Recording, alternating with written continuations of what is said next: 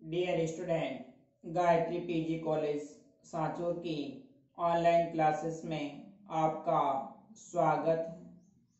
आज हम BSc part second organic chemistry में नेक्स्ट जो टॉपिक है methods of preparation of monohydric alcohols.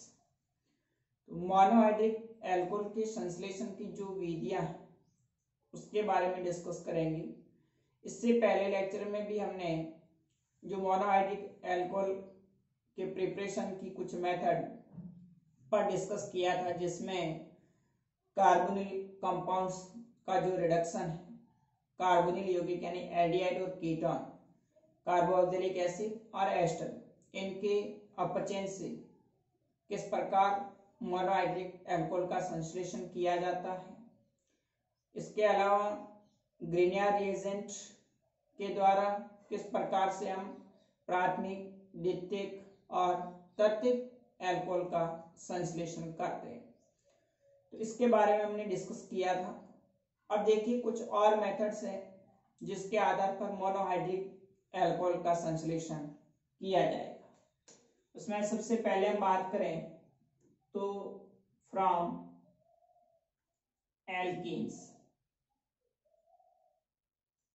एल्कीनों के द्वारा मोनोहाइड्रिक एल्कोहल का संश्लेषण कैसे किया जाएगा। तो सबसे पहले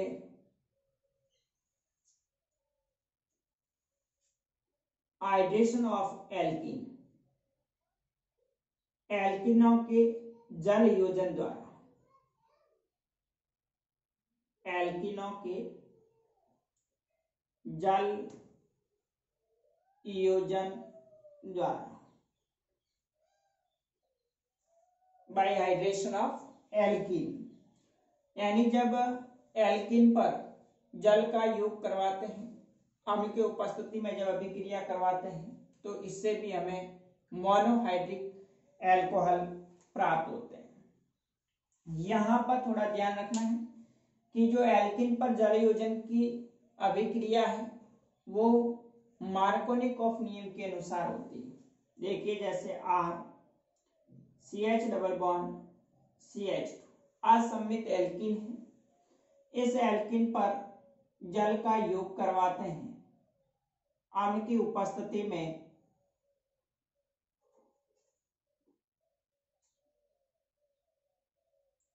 तो ये अभिक्रिया मार्कोनिकॉफ नियम के अनुसार होती है। तो मार्कोनिकॉफ नियम के अनुसार जब एल्कीन पर जल का योग होता है तो हाइड्रोजन परमाणु द्विबंधित कार्बन में से उस कार्बन के साथ में जुड़ेगा जहां पर हाइड्रोजन परमाणु की संख्या अधिक है। तो यहाँ पर हाइड्रोजन परमाणु है H प्लस आयन है वो CH2 के साथ में, और OH माइनस आयन है वो CH के साथ में जुड़ करके सेकेंडरी एल्कोहल, द्वितीयक एल्कोहल का निर्माण होता है। R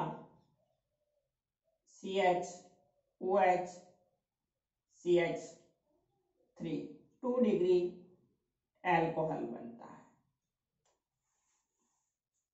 जैसे यदि हम प्रोपीन है CH3 CH double bond CH2, इस प्रोपीन पर जल का योग करवाते हैं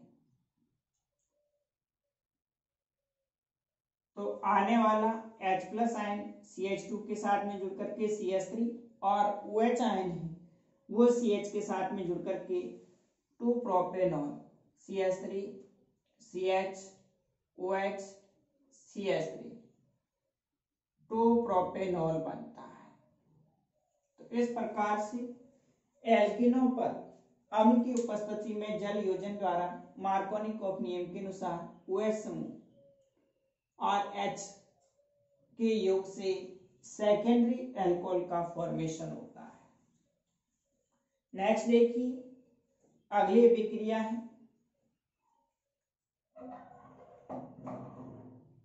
एल्कीनों का हाइड्रोबोरीकरण।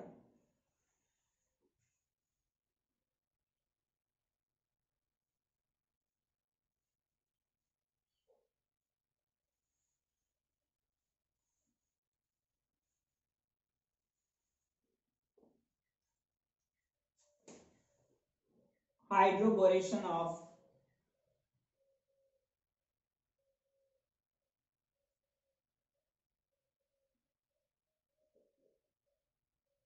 एल्किन। कई बार ये भी सवाल एग्जाम में पूछा हुआ है, एल्किन का हाइड्रोबोरिकरण अभिक्रिया क्या है। तो इसमें भी एल्किन की विक्रिया बोरान के साथ में करवाते हैं। तो पहले बोरान के साथ में एक कंपाउंड बनता है जिसका क्षारीय हाइड्रोजन पेरोक्साइड के साथ अभिक्रिया द्वारा एल्कोहल का फॉर्मेशन किया जाता है। तो देखिए यहाँ पर जब 3 मोल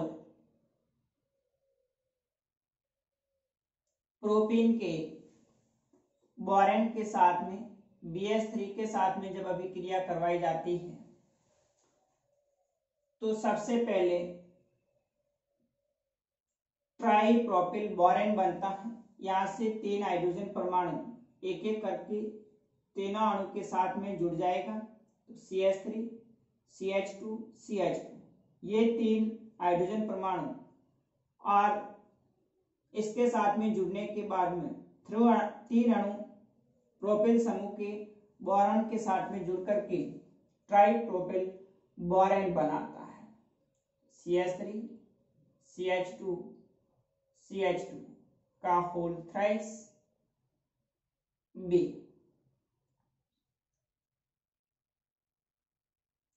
ये ट्राइप्रोपिल बोरेन का आगे हम CH3 CH2 CH2 इस प्रकार से ये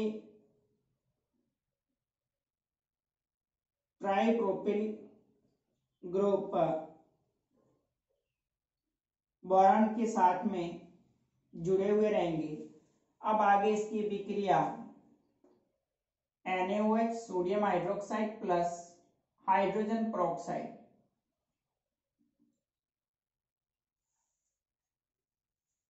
के साथ में करवाएंगे।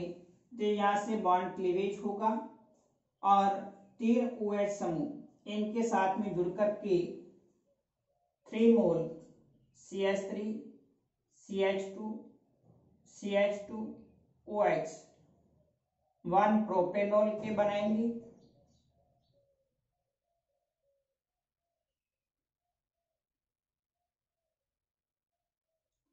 प्लस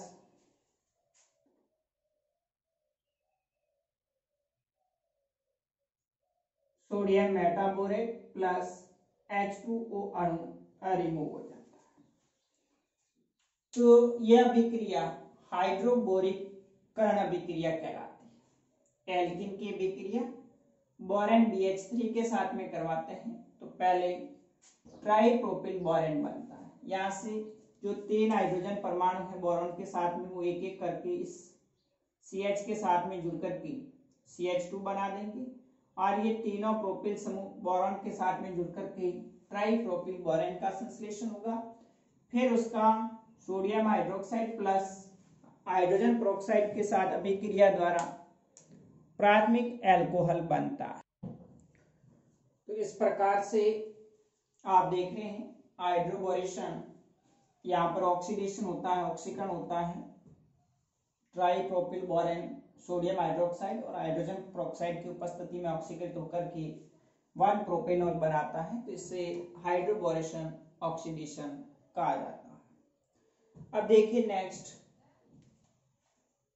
अगली विक्रिया है एल्काइन से। एल्काइन से भी मोनोहाइड्रिक एल्कोहल का संश्लेषण किया जाता है फ्रॉम एल्काइन। जब alkyne RC triple bond CH इस पर भी जल का योग करवाते हैं, डाइल्यूट H2SO4 या फिर मरकरी सल्फेट की उपस्थिति में, तो यहाँ भी जो हाइड्रोजन परमाणु है वो मार्कोनिकॉफ नियम के अनुसार CH के साथ में OH समूह कार्बन के साथ में जुड़ता है। RCOH double bond CH2। इसके बाद में इनॉल बनता है। ये इनॉल अस्थायी होता है। तुरंत यहां से हाइड्रोजन परमाणु कार्बन के साथ में जुड़कर के CH3 और कार्बन ऑक्सीजन के बीच में पाई बन जाता है। RC double bond O CH3 ketone बन जाता है। अब ये आगे इस कीटोन का रिडक्शन करवाते हैं, अपचयन करवाते हैं, तो 2 डिग्री एल्कोहल बनता है। या फिर जब जल का दूसरा अणु इसके साथ में योग करेगा तो पुनः एक हाइड्रोजन परमाणु CH2 के साथ जुड़ करके CH3 OH समूह कार्बन के साथ में जुड़ जाएगा। RCOH OH CH3 dihydric alcohol बनता है जो अस्थायी होता है। तुरंत इसमें से एक H2O अणु रिमूव हो जाएगा और क्या बन जाता है, कीटोन बन जाता है RCOCH3। फिर आगे इसके रिडक्शन से जब इसका अपचयन करवाया जाएगा तो RCHOH CH3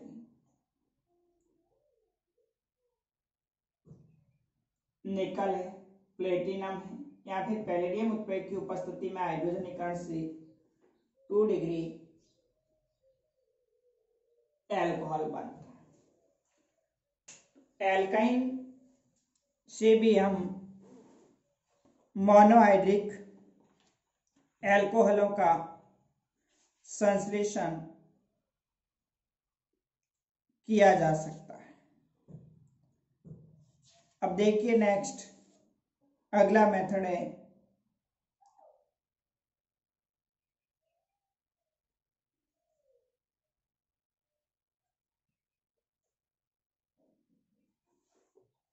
नाइट्रस अम्ल की प्राथमिक एमीन के साथ में अभिक्रिया।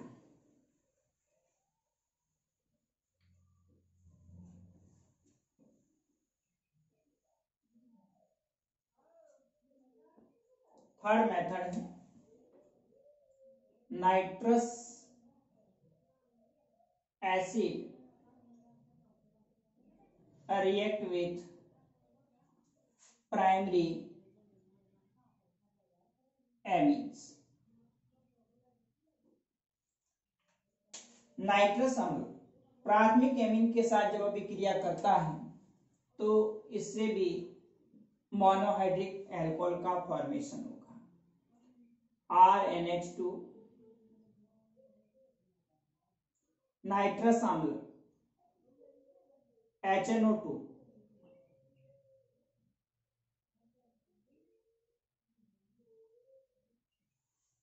के साथ में अभिक्रिया करवाते हैं तो यहां से बॉन्ड क्लीवेज होगा।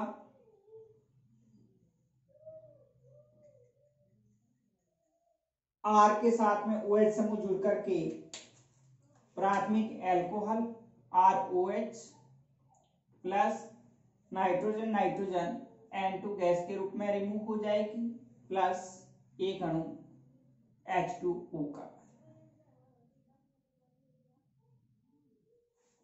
तो इस प्रकार से नाइट्रस अम्ल प्राइमरी एमीन के साथ अभिक्रिया करके भी मोनोहाइड्रिक एल्कोहल का फॉर्मेशन करेंगे। नेक्स्ट अगला मेथड है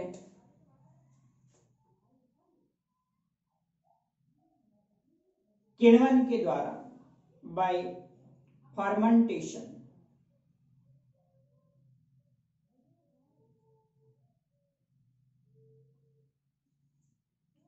सुक्रोज जो होता है इस सुक्रोज का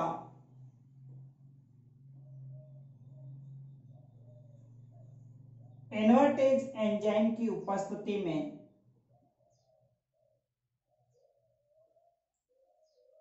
जल अपघटन किया जाता है तो यह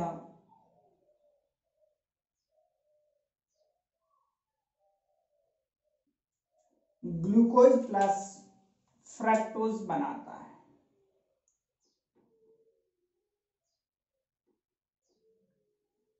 इन्वर्टेज एंजाइम की उपस्थिति में सुक्रोज इन्वर्टेज एंजाइम की उपस्थिति में ग्लूकोज प्लस फ्रक्टोज देगा। अब आगे ग्लूकोज होता है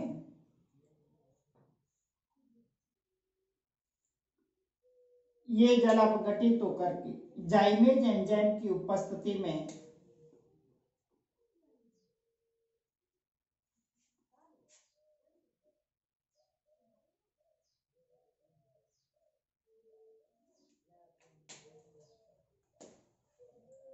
C2H5OH एथेनॉल बनाता है।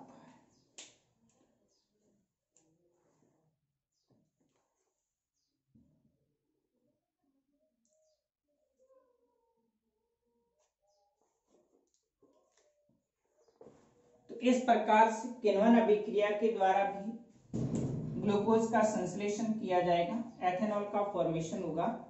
सुक्रोज पहले इन्वर्टेज एंजाइम की उपस्थिति में ग्लूकोज प्लस फ्रक्टोज बनाता है। नेक्स्ट आगे ये जो ग्लूकोज है इस ग्लूकोज का जाइमेज एंजाइम की उपस्थिति में एथेनॉल प्लस CO2 एथेनॉल बनता है।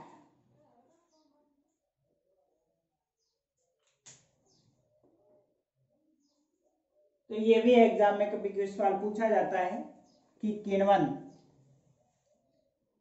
द्वारा फर्मेंटेशन के द्वारा किस प्रकार से अल्कोहल का संश्लेषण करते हैं।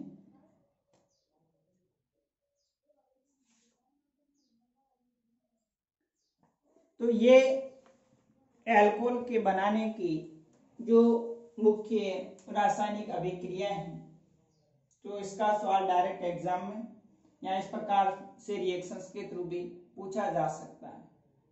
अब हम नेक्स्ट कुछ टर्म्स हैं उस पर और इसकी नेक्स्ट फिजिकल और जो केमिकल प्रॉपर्टीज है, जो रासायनिक गुण है, कौन कौन सी रासायनिक अभिक्रियाएं दर्शाता है, तो उसके बारे में नेक्स्ट अगले लेक्चर में डिस्कस करेंगे। Okay, thank you.